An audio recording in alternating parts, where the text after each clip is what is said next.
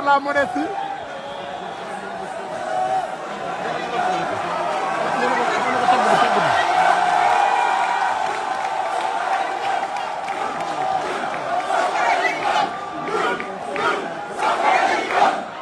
Fadima la Fadima. Yaay Fadima moo nekk ci ginnaaw di yuuf. Merci beaucoup.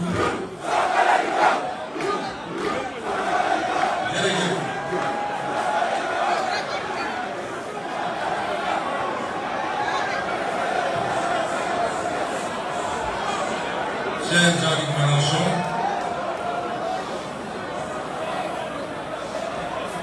vous et toute votre délégation de la France Insoumise, derrière votre illustre délégation,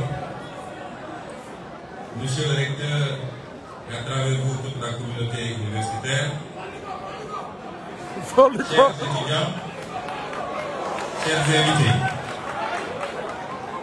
je disais hier au président Mélenchon, je préfère l'appeler président, que je n'ai ni son éloquence ni son art oratoire, et c'est pourquoi probablement je vais vous cantonner à mon texte pour ne pas risquer de me perdre. J'aurai moins tendance à l'articulation physique pour la simple raison que désormais nous avons un pays à transformer et je peux assurer tout le monde que nous avons transformé ça.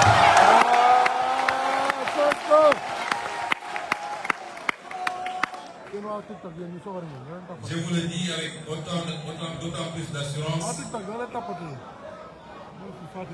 que ça fait à peine un mois que nous sommes aux affaires. Un mois de travail intense, mais ce rythme de travail se poursuivra pour les 60 prochains mois, Inch'Allah. Un travail qui nous a permis d'évaluer l'ampleur de la tâche, mais également l'ampleur des dégâts qui ont été causés. Mais un mois qui ont fini de nous convaincre, plus qu'on ne l'était avant d'arriver au pouvoir, que rien ne nous sera impossible.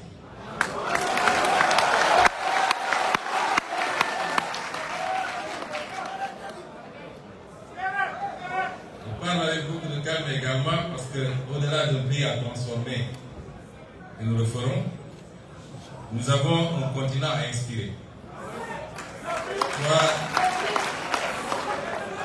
Je crois que nous l'avons jusqu'à présent inspiré dans le parcours combattant que nous avons eu en tant qu'opposants politiques.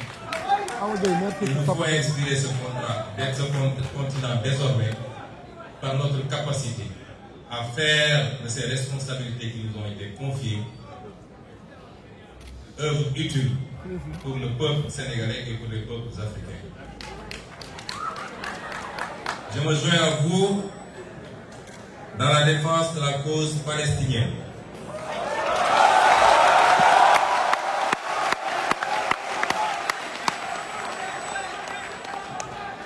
Peuple aujourd'hui massacré dans l'indifférence totale de toute la communauté internationale. Le Sénégal a toujours eu une position et continue à la maintenir. Et ce n'est pas pour rien que depuis la création du comité pour la défense des droits inaliénables du peuple palestinien, ce comité est présidé par le Sénégal. Son Excellence le président Bassirou Diomaye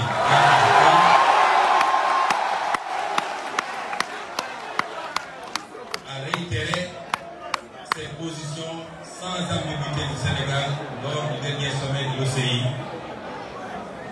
qui s'est tenu à Banjul. Je voudrais à ce niveau faire une précision. Vous savez qu'il est inscrit dans les statuts de notre parti que tout membre du parti qui serait élu président de la République démissionne de ses fonctions dans le parti. Ce que le président Bassirou Diomaye Faye a fait, je crois que jusqu'à présent, tout ce qu'on a fait ensemble, les conférences calls qu'on a organisées entre votre formation politique et la nôtre, ont été co-animés avec par le président Bassirou Diomaye Faye et moi-même. Il aurait bien voulu être dans cette salle avec nous, mais vous comprendrez bien que ces fonctions et surtout l'engagement statutaire que nous avons inscrit dans le statut de notre parti l'empêche.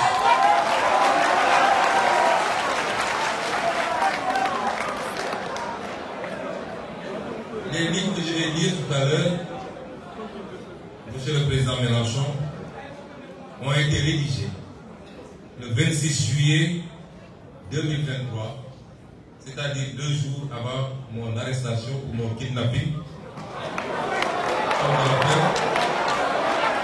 Et ces lignes avaient été partagées avec 2 de nos collaborateurs, notamment Maître Bamba Cissé, un de mes avocats, mais également un de vos concitoyens qui a joué un rôle extrêmement important. Juan Branco! Je me remets Juan Branco! M. Juan Branco!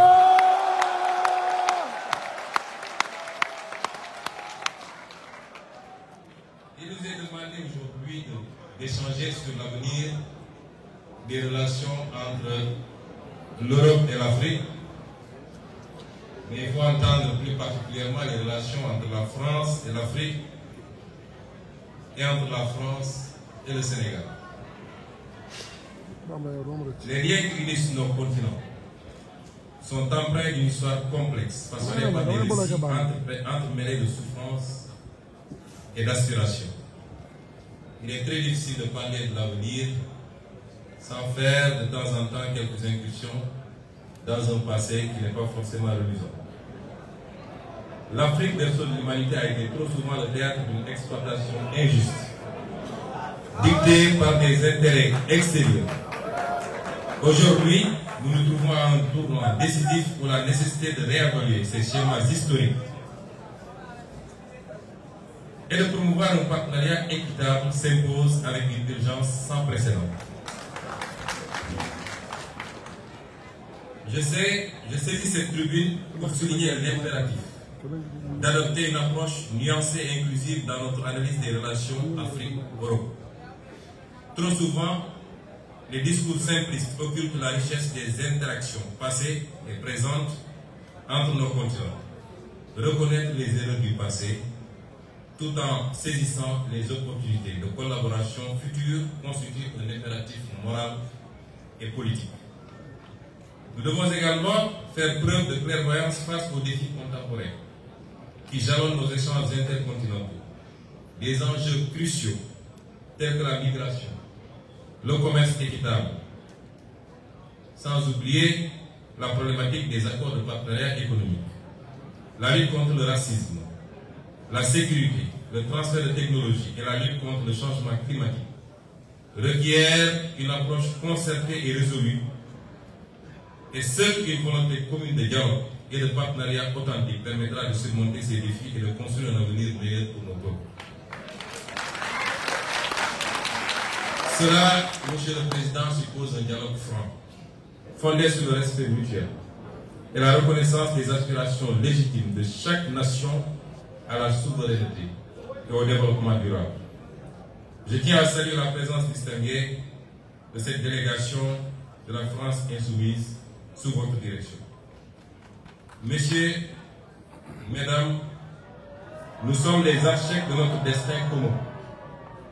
Ensemble, nous avons le pouvoir de bâtir un avenir où les relations entre l'Afrique et l'Europe seront fondées sur la justice, la solidarité et le respect mutuel.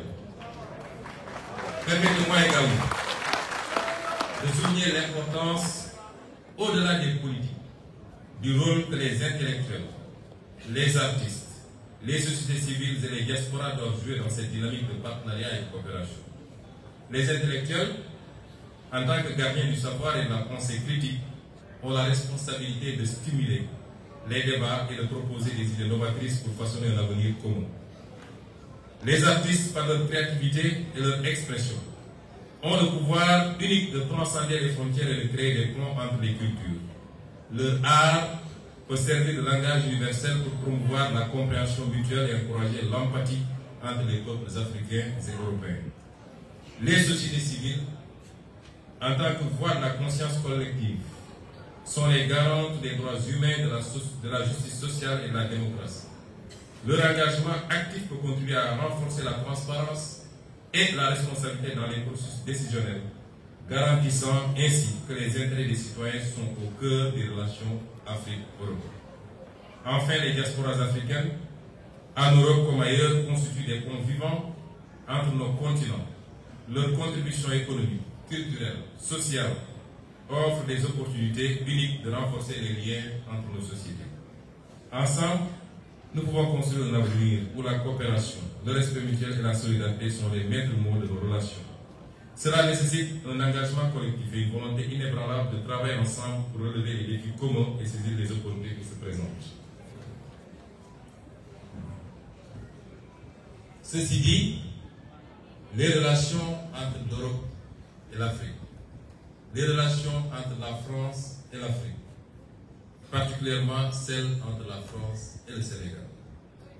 Parce que quand on parle des relations entre les anciens, les pays qui avaient été colonisés par la France, quand il est question de la relation avec l'Europe, il faut beaucoup plus sous-entendre la relation avec la France qui continue à être un écran et une piste de transmission sur toute l'Europe ou tout le reste de l'Europe, y compris dans les instances européennes.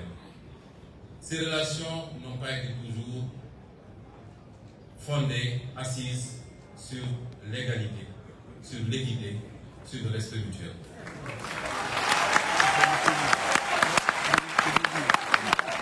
Ces relations jusque-là ont été des relations léonines au détriment des Africains et du continent africain.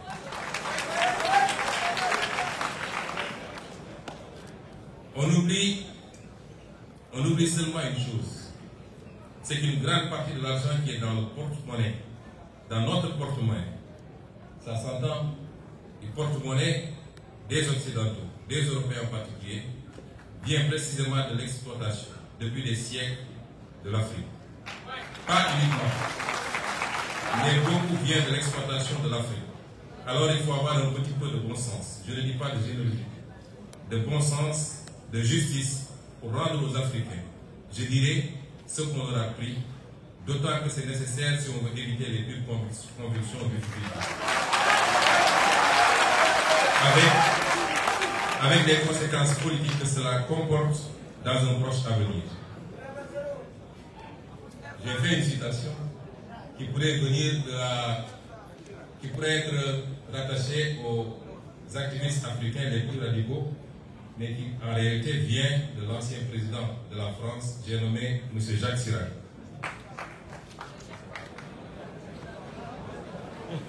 Ça étonne plus d'un, et je crois que M.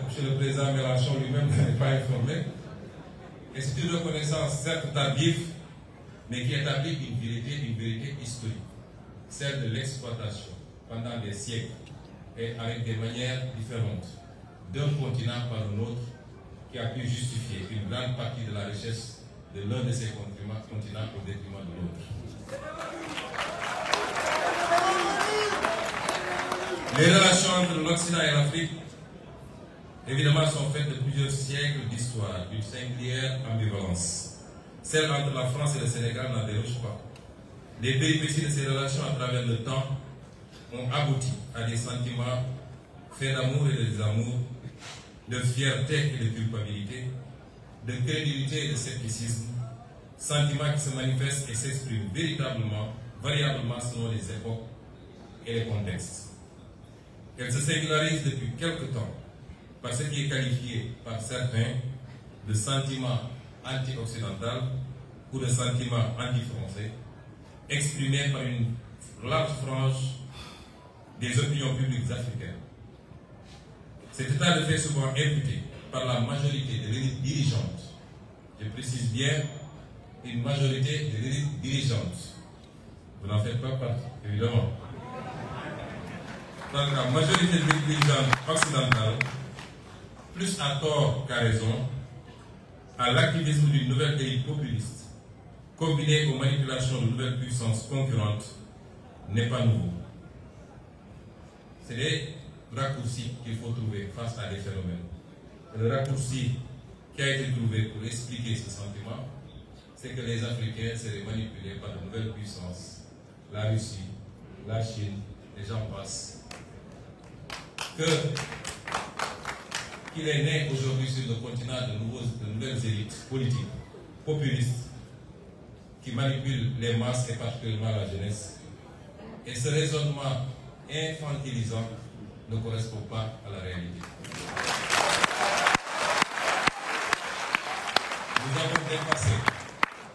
Nous avons dépassé l'époque où les Africains pouvaient se faire manipuler par quelques peuples, par quelques généraux.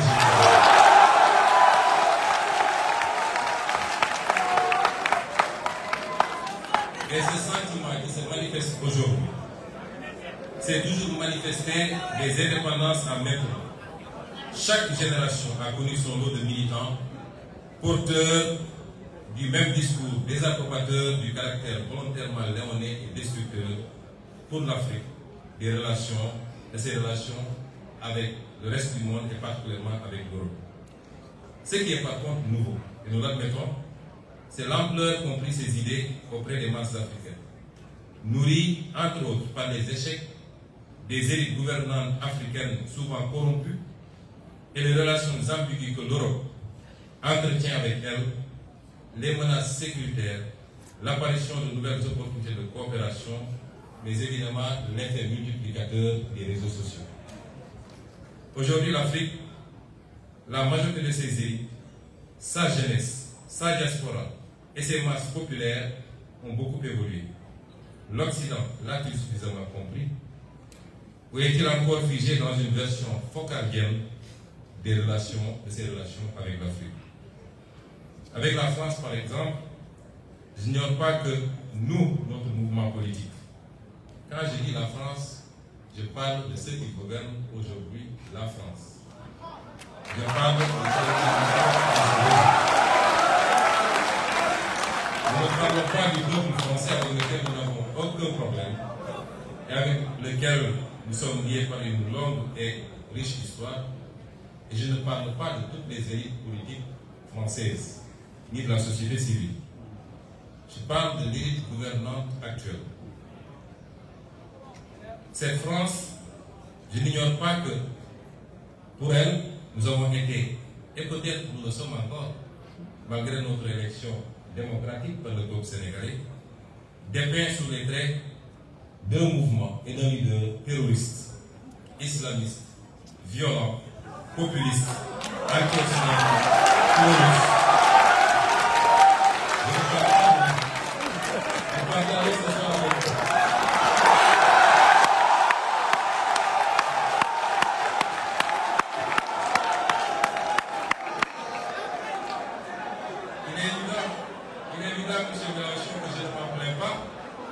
Puisque le français bon chose que vous êtes n'échappe pas à cette catégorisation.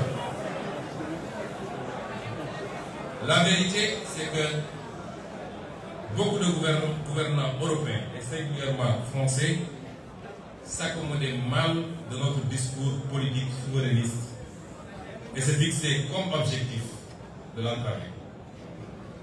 C'est ce qui explique certainement le mutisme approbateur face à la sanglante persécution du régime du président Macky Sall contre notre parti politique.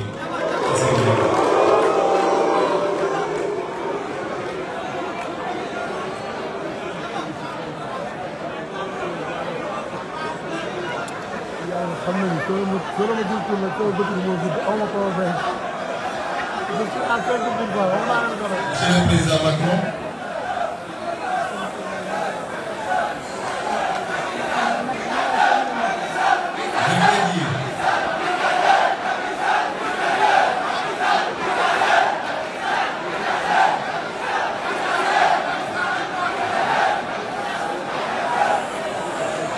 cher Jean-Luc, ce tableau semble assez sombre. Je le dis parce que durant toute la période de persécution extrêmement violente contre tout un mouvement politique au Sénégal, ayant entraîné et causé la mort de plus d'une soixantaine de personnes, des milliers de blessés, plus de 1000 détenus politiques, vous n'avez jamais entendu le gouvernement français dénoncer ce qui s'est passé au Sénégal.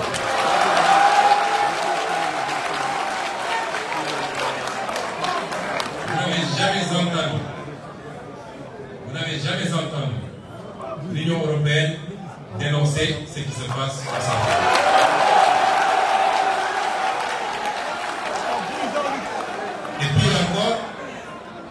Et pire encore, c'est au pire de ces persécutions que le président Macron a accueilli le président Macky Sall pour le féliciter d'avoir fait ce qu'il fallait pour sauver son pays. C'est une incitation à la répression, une incitation à la persécution et l'exécution de Sénégalais qui n'avaient de crime que d'avoir un projet politique qui était majoritairement celui des Sénégalais, et ce qui le confirme, c'est l'élection dès le premier tour à plus de 54% de son excellence le président Bassirou Diomaye Faye. Je vous ai fait une proposition et une précision. Les propos que j'avance sont les propos de Ousmane Sonko, président du parti Pastef.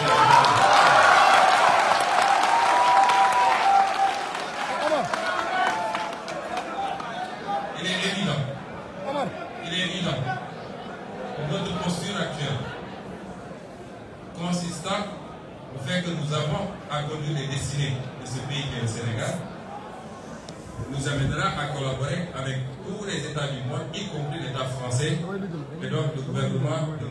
Emmanuel Macron. Mais je peux également assurer que les postures et les positions que nous avons défendues jusqu'à présent en tant qu'opposants seront exactement les mêmes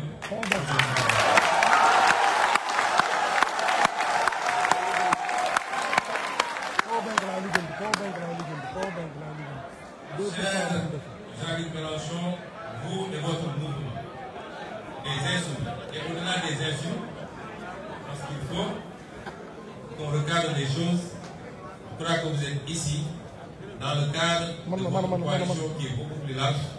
Et il y a ici des élus qui ne sont pas membres des insoumis, mais qui font partie de votre coalition un peu plus large. Mais je dirais, vous et votre mouvement, vous nous avez dit hier que vous ne vouliez pas, que par votre silence sur ce qui s'est passé ici au Sénégal, que ce silence soit le prétexte d'une généralisation de cette perception à toute l'élite politique française et au-delà à tout le peuple français. Que vous vouliez être par votre engagement, non pas aux côtés de Pastef et du peuple sénégalais, mais par la défense de la démocratie et de la vérité, vous vouliez être cette autre voix de la France. L'accueil qui vous a été réservé ici au Sénégal doit vous rassurer que vous avez été cette autre voix de la France que nous avons entendue. Et au nom de tout le peuple sénégalais, je vous remercie.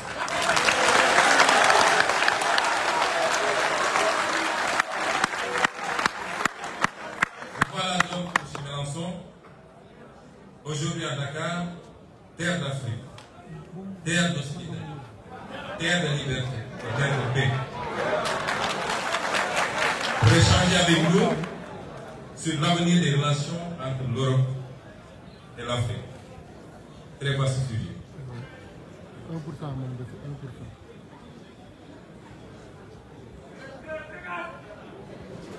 Cette relation que j'ai décrite plus haut, jusqu'à présent, s'est passée comme nous connaissons. D'abord, par le passage à la douleur, douloureuse épreuve de la traite négrière. Ensuite, la colonisation que nos pays ont vécu. Et aujourd'hui, ce qu'il est convenu d'appeler entre guillemets la néocolonisation. Beaucoup plus vicieuse, beaucoup plus pernicieuse, mais beaucoup plus impactante certainement sur le sort de nos populations. Et pourtant, nous avions presque cru Nous y avons presque cru lorsque le président Macron déclinait la nouvelle doctrine africaine de l'Élysée. Cette nouvelle doctrine qui devait consister au refus de tout soutien politique à des régimes autoritaires et corrompus. C'est ce qui s'est passé au Sénégal. Et j'ai bien aimé tout à l'heure une expression où vous disiez que nous devions participer à tous les combats, vous rejetiez la neutralité et vous disiez que nous devions participer à tous les combats sur la base d'un principe très simple. Je vous mène de tout avec les mêmes principes. Malheureusement, l'Occident et l'Europe, très prompts à donner des leçons et à se mêler de tout, ne se mêlent pas de tout avec les mêmes principes. Prenons pour exemple ce qui se passe aujourd'hui dans les pays du Sahel. On a tout fait de condamner, d'exclure, de mettre des embargos. Ce que nous condamnons nous-mêmes, il est inadmissible que les Africains fassent l'objet de condamnation. On peut comprendre, mais qu'ils fassent l'objet d'ostracisme en terre africaine, ce n'est pas admissible. Aujourd'hui, l'Europe a ses propres problèmes avec des pays qui se disent adeptes de l'illibéralisme et qui ne respectent pas forcément les règles de l'Union européenne. Ce n'est pas pour autant que ces pays sont mis sous embargo ou que les subventions européennes sont coupées. Pourquoi faudrait-il que des problèmes politiques en Afrique soient réglés par les Africains sur commande extérieure en s'attaquant à des pays frères et à leur population surtout? Nous ne pouvons pas le faire.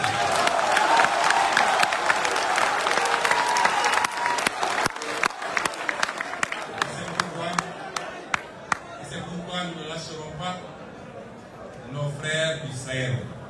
Et nous ferons tout ce qu'il faut pour raffermir les liens pour la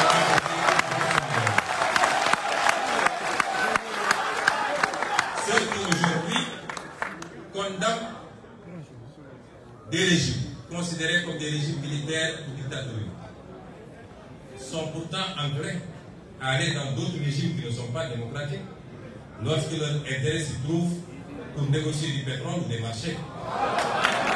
Est-ce qu'à partir de ce moment, on peut dire qu'ils se mêlent de tout avec les mêmes principes? Absolument pas. Les problèmes internes au pays doivent être réglés par les citoyens de ces pays. Certes, il y a eu des coups d'État. Et certes, personne n'encourage la commission de coups d'État. Mais je refuse d'être ceux qui analysent les symptômes et qui refusent d'analyser les causes.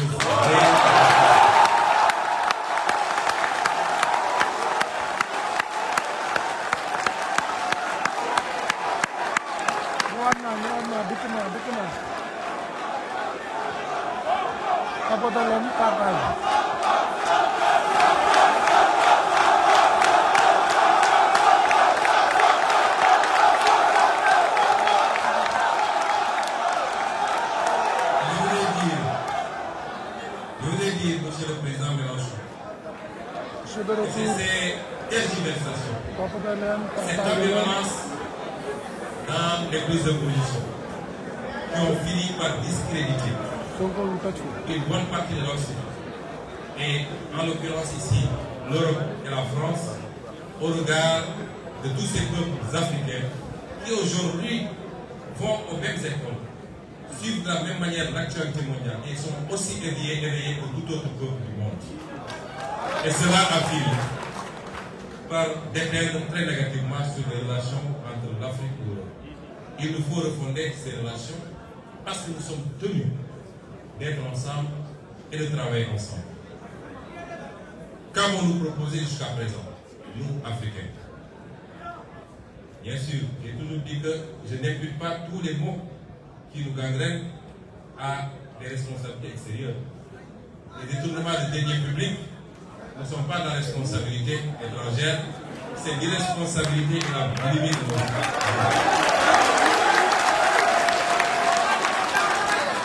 Les mauvais choix de politique publique même s'ils sont dictés par des institutions internationales, ne sont que de la responsabilité de nos propres élites. Je puis vous assurer que personne, rien ni personne, aussi bien dans le cadre bilatéral que multilatéral, ne nous imposera à nous.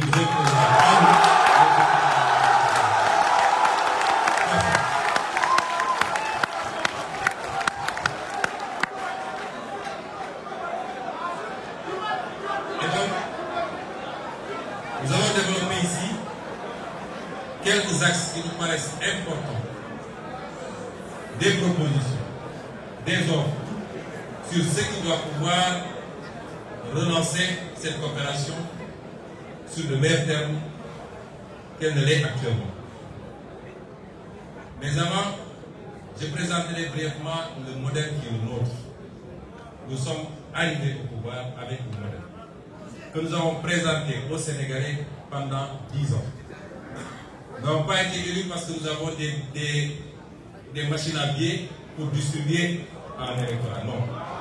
Nous avons été élus sur la base d'un programme, d'un projet, d'une vision. Et de manière synthétique, c'est quoi cette vision? Pour nous, l'Afrique peut et doit être une importante locomotive de la croissance mondiale. Pour cela, elle n'a prioritairement besoin. Elle n'a pas prioritairement besoin d'un traitement de faveur ou d'une approche infantilisante, comme ce fut le cas jusque-là. Elle n'a pas besoin d'un modèle principalement financé de l'extérieur à travers une dette mal maîtrisée et libérée en devises étrangères, ou d'un afflux d'investissement direct étranger exclusif du secteur privé national qui génère une croissance extravertie du fait, entre autres, d'un taux de change fixe. On nous parle de croissance depuis des années. La pauvreté n'a pas cessé de galoper. Le chômage n'a pas cessé de monter. Parce que cette croissance n'est pas faite par et pour les Africains.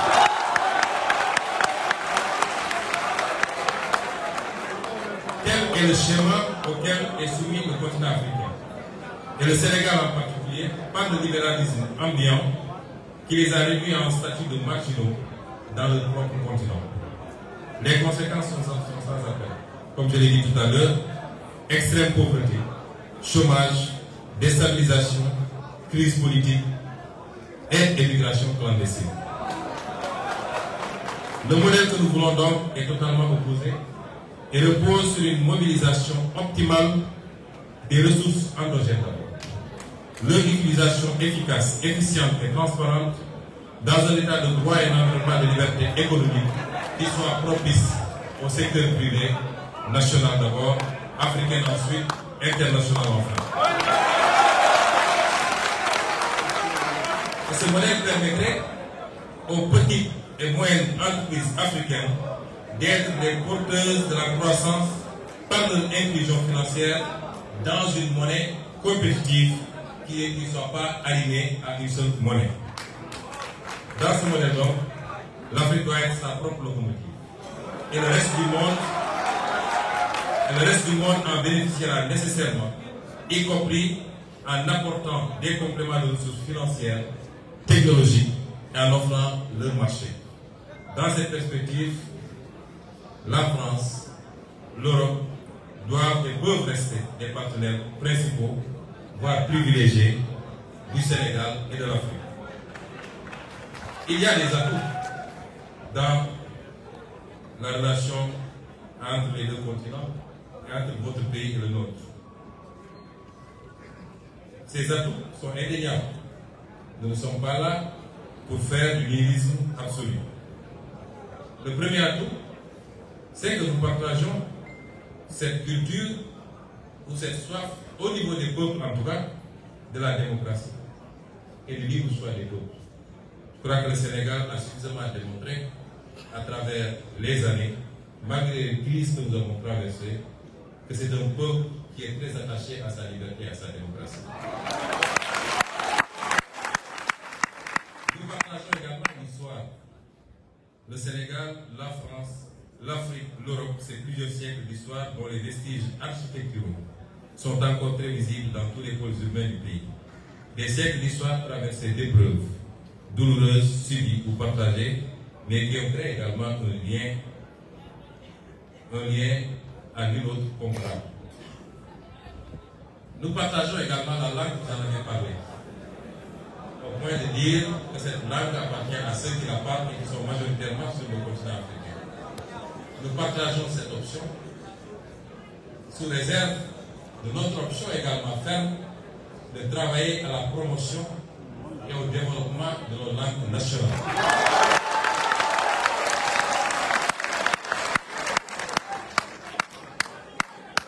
Nous partageons également un corpus institutionnel et juridique. L'un des solides héritages justement de cette histoire réside dans la similitude des systèmes institutionnels et juridiques en usage dans nos pays, ce qui simplifie et stimule les rapports de travail, la mobilité professionnelle des professions libérales par exemple.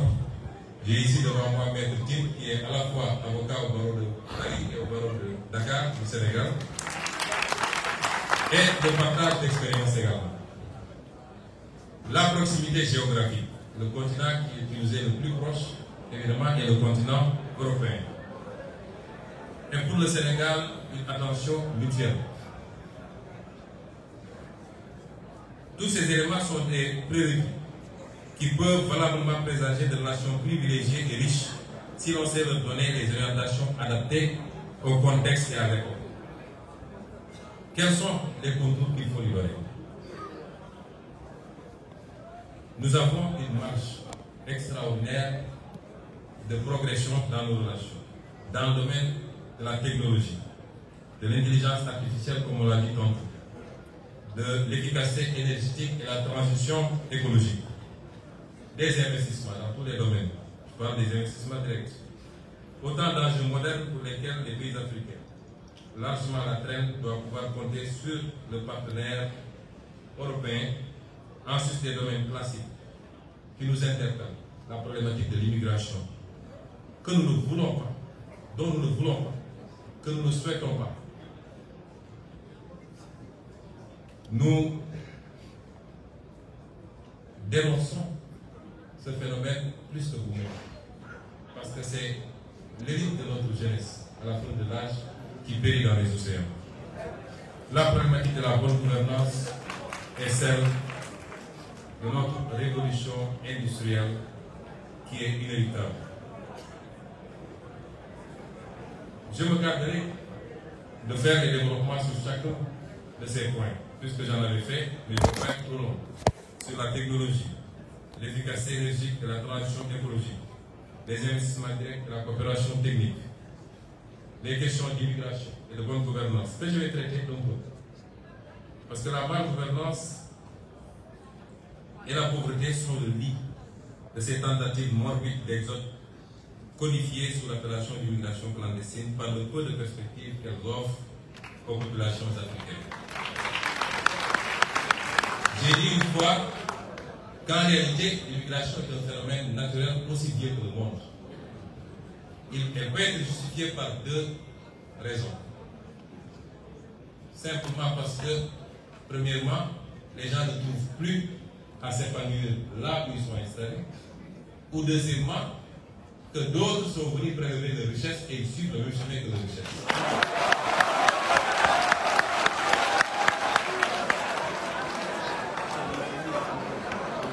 Et je persiste encore à dire à cette jeunesse que malgré tout, la solution ne se trouve pas dans l'immigration.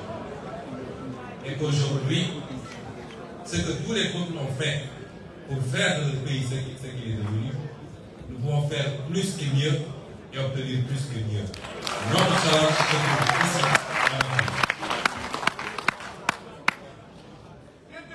La question monétaire est une question qui nous semble fondamentale. Parce que, M. Mélenchon, nous avons, comme je l'ai dit, un pays à transformer. Et cette extraordinaire jeunesse que vous voyez, et c'est pourquoi le plus difficile, ce n'est pas d'avoir un programme avec des axes que nous ferons ceci dans l'agriculture, ceci dans l'industrie, ceci dans la fourniture des biens et services de première nécessité. Ce n'est pas ça le problématique de notre pays. Le plus difficile, c'est d'aller chercher les moyens là où ils sont. Et nos moyens sont énormes, mais ils nous échappent. Et nous allons les chercher là où ils sont.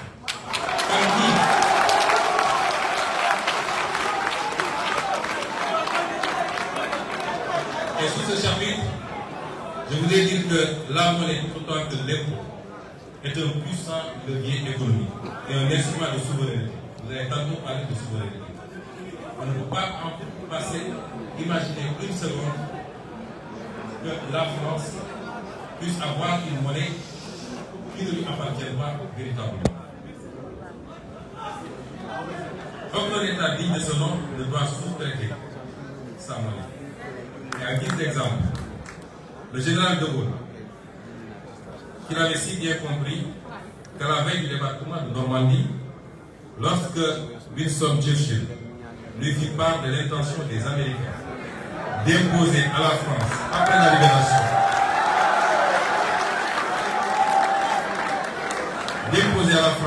la libération, une nouvelle administration, une monnaie appelée billet drapeau, le général piqua une colère noire. Vous connaissiez ces colères. Allez, faites la guerre avec votre fausse monnaie rétorquative. Ce billet ne circula que peu de temps en Normandie, notamment un seul mois, deux ou trois mois, de juin à août 1944, avant d'être définitivement retiré. Voici ce que nous en disions sur la question monétaire dans notre ouvrage intitulé Solutions pour un Sénégal nouveau.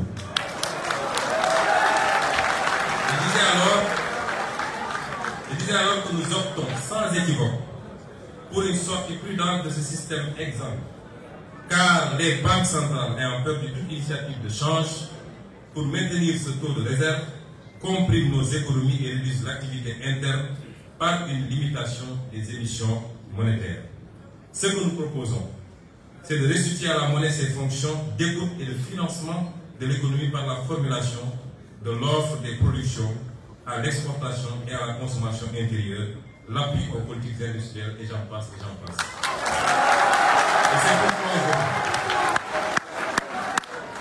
Et c'est pourquoi aujourd'hui, dans notre option de renforcer notre marché financier national par divers leviers, parmi lesquels des investisseurs étrangers qui acceptent de combler notre déficit d'épargne pour partir en monnaie locale. Imaginez-vous que les pays africains s'endettent en devises étrangères et donc sont exposés aux fluctuations du marché. Aucun pays africain presque ne peut s'endetter en devises locales.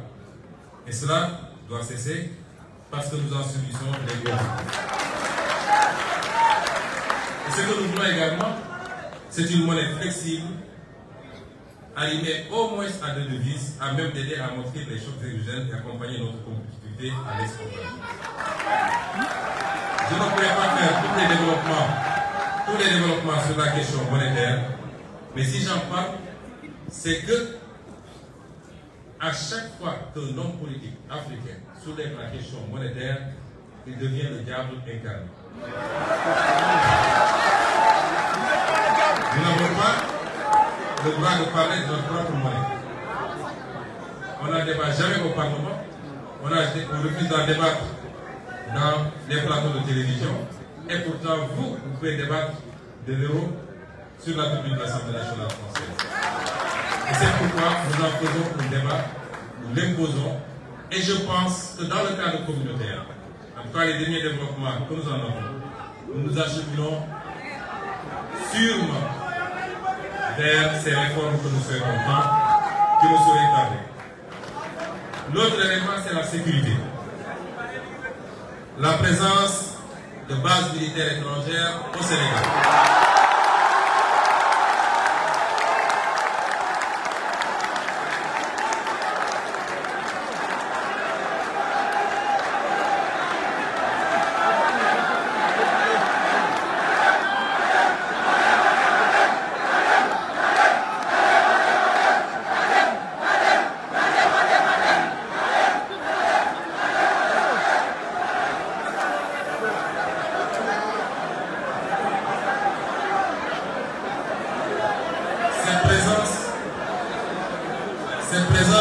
militaire suscite des interrogations légitimes. Plus de 60 ans après nos indépendances.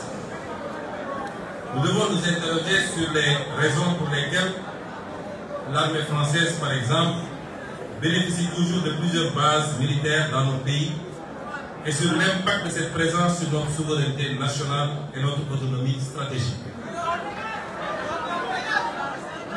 L'histoire récente, j'aime bien prendre des exemples sur la France elle-même.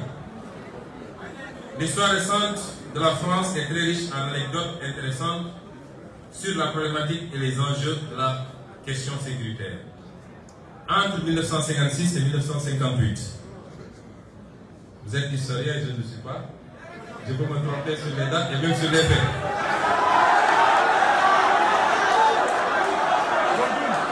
Mais entre 1956 et 1958, c'est-à-dire après la Deuxième Guerre mondiale, les Américains eurent le projet d'installer sur le territoire français un stock d'armes nucléaires et de missiles balistiques. Le projet buta sur la double question du commandement et du contrôle des missiles, dont le déploiement était admis par les militaires français comme un bon moyen d'accroissement du pouvoir dissuasif de l'OTAN. L'armée de l'air de la France jugeait alors inacceptable le principe selon lequel les escadrons de missiles balistiques resteraient sous commandement américain. Ces unités devaient impérativement être sous commandement national. Dès son arrivée au pouvoir, le général de Gaulle, encore lui,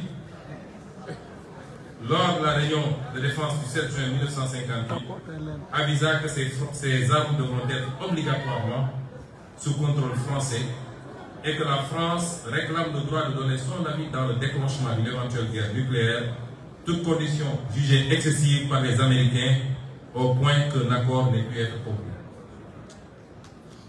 Deuxième exemple, en mai 1966, le général de Gaulle engagea la France à se retirer du commandement intégré de l'OTAN, qui disposait alors d'une dizaine de bases militaires en France. Et la conséquence, nous la savons. Et justifia cette décision par la volonté de la France de disposer d'elle-même, volonté qui est incompatible avec une organisation de défense dans laquelle elle est subordonnée.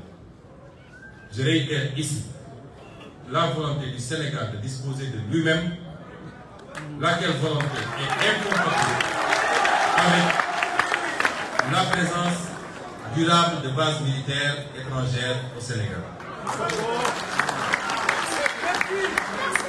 Ceci ne remet pas en question les accords de défense. Nous entretenons les accords de défense avec beaucoup de pays, les États-Unis, la Grande-Bretagne, la Chine même, je crois, beaucoup de pays. On peut avoir des accords de défense sans que cela ne justifie que le tiers de la région de Dakar soit occupé aujourd'hui par des garnisons étrangères.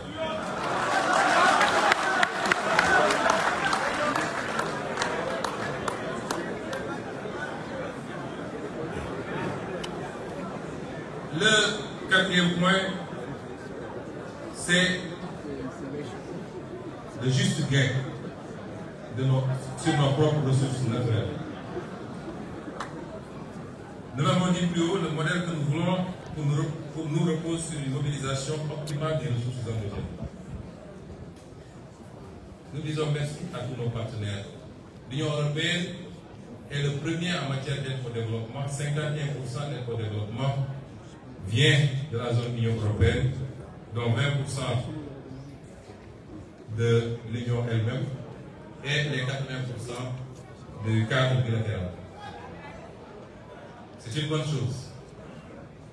Mais si vous mettez en parallèle ou en contradiction cette aide par rapport à ce que nous perdons, nous, dans la relation réelle, économique, qui peut se jauger à travers l'exploitation de nos ressources naturelles, à travers les clauses des marchés publics exploités sur le pays, je peux vous assurer que nous perdons 10 fois plus ou 20 fois plus.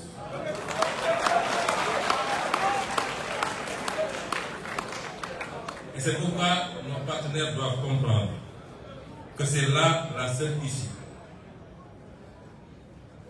à la délicate et teneuse question du chômage de masse. C'est que nos pays s'organise, en plus de la mobilisation des ressources fiscales et des droits de port, en plus de la question monétaire qui doit nous permettre de pouvoir avoir une monnaie adaptée à nos réalités économiques, en plus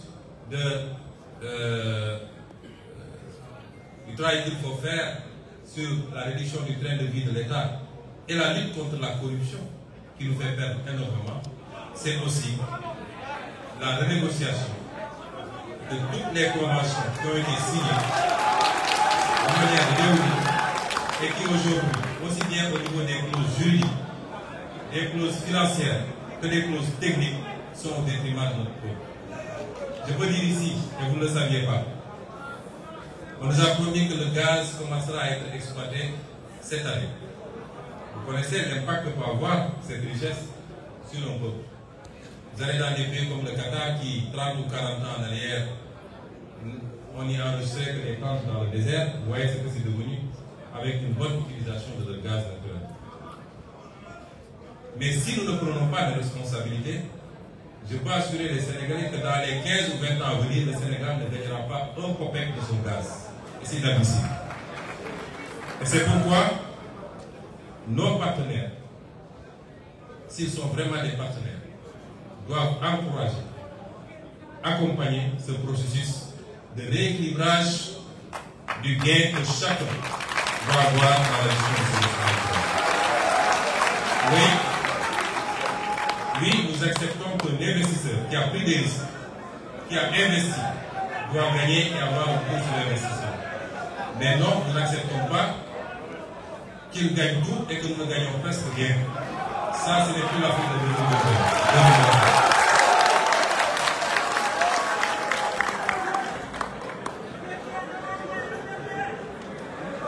Je voudrais terminer par le dernier point.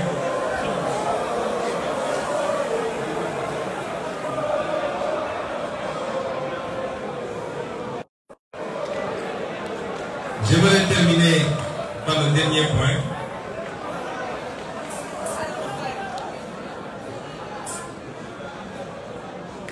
Nous disions hier, vous et moi, que nous avons énormément de convergence.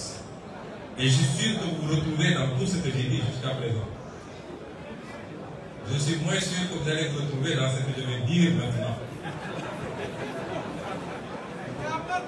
Mais on ne peut pas avoir une convergence parfaite, ça n'existe nulle part. Même entre nous, Sénégalais, entre nous, dans le cadre de notre parti, de PASTEF, nous n'avons pas une convergence parfaite. Et j'aimerais terminer sur un point qui relève beaucoup plus des aspects culturels, sur lesquels les échanges doivent être plus longs du moins. Sur l'aspect culturel, qui relève souvent de la foi et qui déclenche beaucoup de passion, chaque peuple doit se donner les moyens de respecter les autres peuples dans leurs croyances et leurs convictions.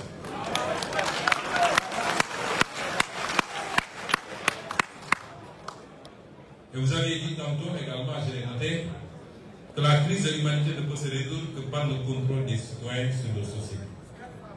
Il n'y a pas une seule société humaine. Il peut y avoir un certain nombre de valeurs universelles. Mais il y a des spécificités qu'il faut reconnaître, connaître, comprendre et accepter. Et donc, la question liée aux mœurs, la question liée à ce qu'il est convenu d'appeler les LGBTQ,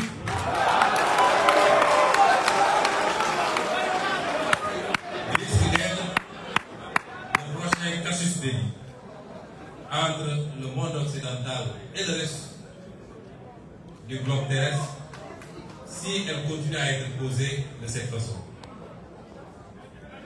Cette question subitement dirigée en débat prioritaire au sein des opinions occidentales que nous respectons quand ça relève de leur réalité.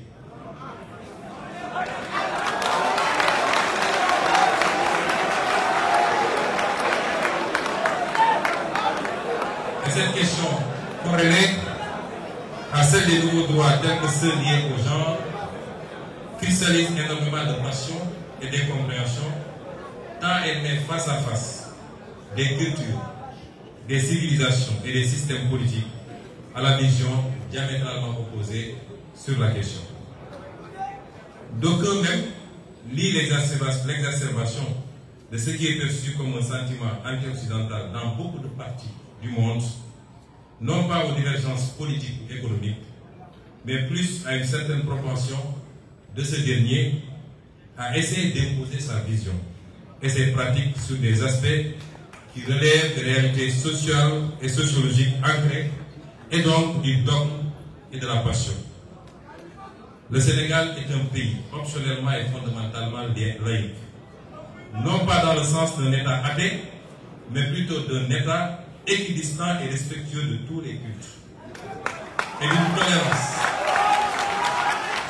d'une tolérance sociale, religieuse, ethnique et raciale universellement saluée et donnée en exemple. Rien ni personne ne remettra en cause ce modèle séculaire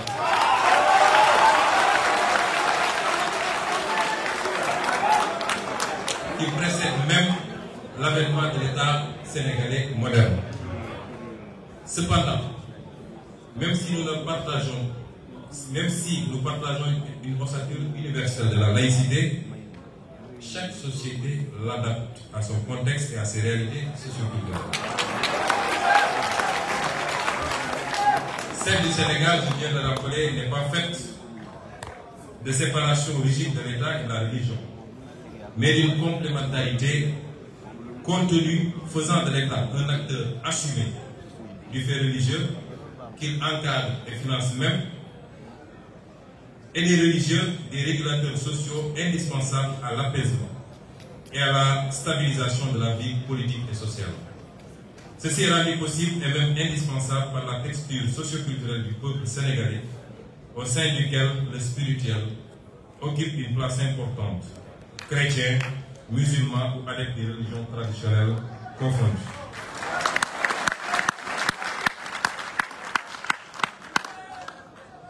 Président Mélenchon, c'est ce modèle qui explique en partie le statut exceptionnel du Sénégal et qui lui a permis de demeurer un niveau de stabilité tout juste troublé par quelques revendications irrédentistes dans le Sud. Il est alors évident que les velléités extérieures de nous imposer, encore une fois, l'importation de modes de vie et de pensée contraires à nos valeurs risque de constituer un nouveau casus belli. La question du genre, par exemple, revient régulièrement dans les programmes de la majorité des institutions internationales et dans les rapports bilatéraux, même souvent comme une conditionnalité pour différents partenariats financiers. Nous pouvons noter aujourd'hui que la question des genres n'est pas nouvelle dans nos sociétés. Il ne faut pas penser que nos sociétés ne connaissaient pas ces questions. Elles les connaissaient, elles les géraient à leur façon. Elle n'est nulle part d'ailleurs et est presque consubstantielle à l'humanité. Elle ne peut être donc l'apanage de l'Occident. Chaque société, comme je le disais, a établi et perpétue librement ses mécanismes d'absorption des faits sociaux qu'il faut respecter dans la limite de l'humainement raisonnable. Par exemple, la France interdit la polygamie. Le polygame que je suis serait un mort à mort.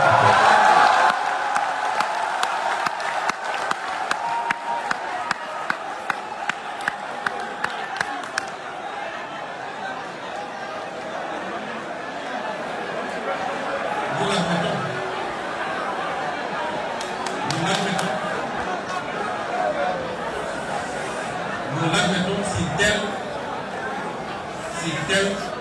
est la culture, le mode de vie de la France et de l'Europe. La France particulièrement et de tout le monde occidental, et je vous félicite et vous encourage parce que vous êtes l'un des rares hommes politiques français qui le dénoncent, la France fait de la stigmatisation d'une religion, en l'occurrence musulmane, son exercice favori, au point d'interdire à des musulmans de s'habiller comme les enfants.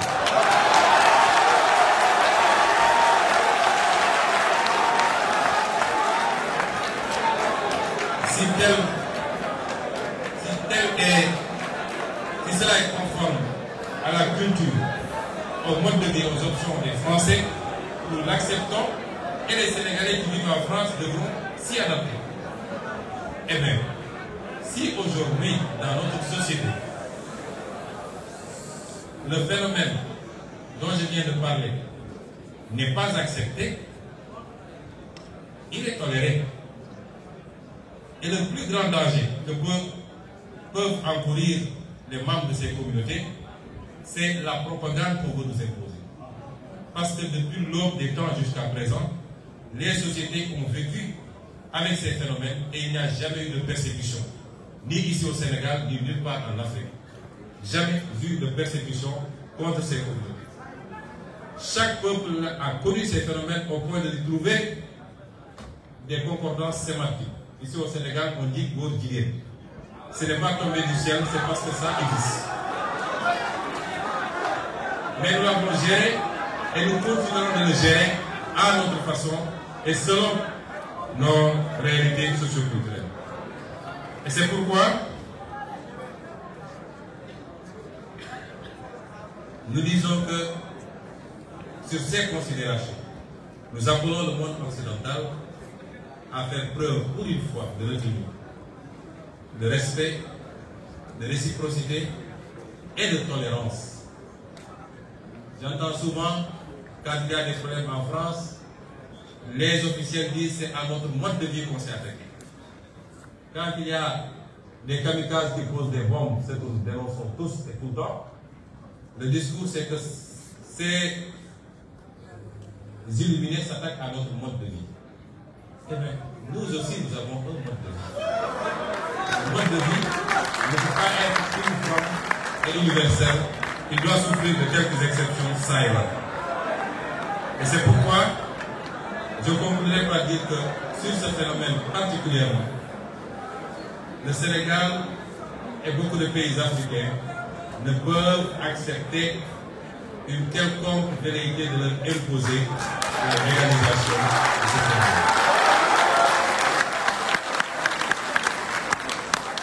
Pour conclure, je dirais à monsieur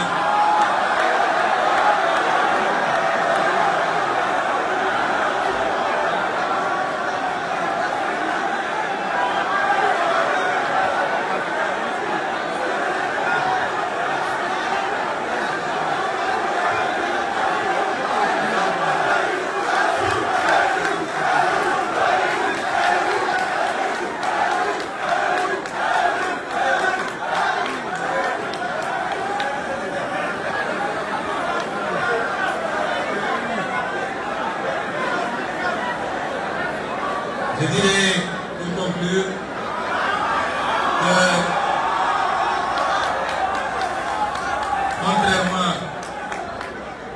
contrairement à une opinion qui est de plus en plus répandue, je suis optimiste pour l'avenir des relations entre l'Europe et l'Afrique. Je suis optimiste pour l'avenir des relations entre la France et l'Afrique et le Sénégal.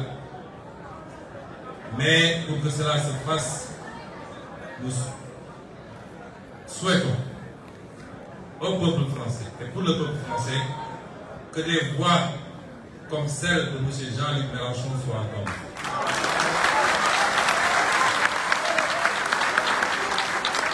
Un discours éclairé, réaliste, qui tienne compte des évolutions remarquables de ces dernières décennies et qui marque un tournant que seule l'élite européenne ne comprend pas encore. Il est important que ce discours soit entendu. Je ne suis pas en train de m'immiscer dans la politique intérieure française. J'ai la réputation d'avoir pu élire des maires et des députés. J'ose espérer, c'est exagéré, je n'ai élu personne, c'est le fruit d'un travail collectif acharné. Mais j'ose espérer que cette prédiction se réalise lors des prochaines élections présidentielles en France en 2027 et que les insoumis puissent être nos correspondants à partir de ce moment pour qu'ensemble nous puissions faire les pas importants que nous devons faire. Je vous remercie.